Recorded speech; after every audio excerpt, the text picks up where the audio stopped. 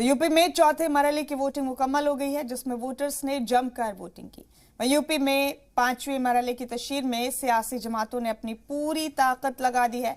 आपको बता दें कि आज ज्यादातर पार्टियों के स्टार तशरीहकार अपने अपने उम्मीदवारों की हिमायत में अवामी जलसे करके उनकी हिमायत में माहौल बनाएंगे।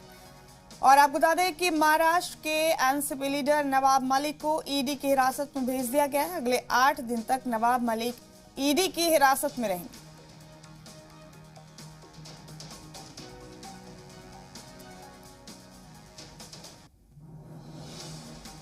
तो ये आज की अहम और बड़ी खबरें आपको दे रहे हैं। वोटिंग मुकम्मल हो गई, जिसमें वोटर्स ने जमकर वोटिंग की। वहीं यूपी में पांचवें मरहले की तशरीह में सियासी जमातों ने अपनी पूरी ताकत लगा दी है। आज ज्यादातर पार्टियों के स्टार तशरीहकार अपने अपने उम्मीदवारों की हिमायत में अवामी जलसे करेंगे।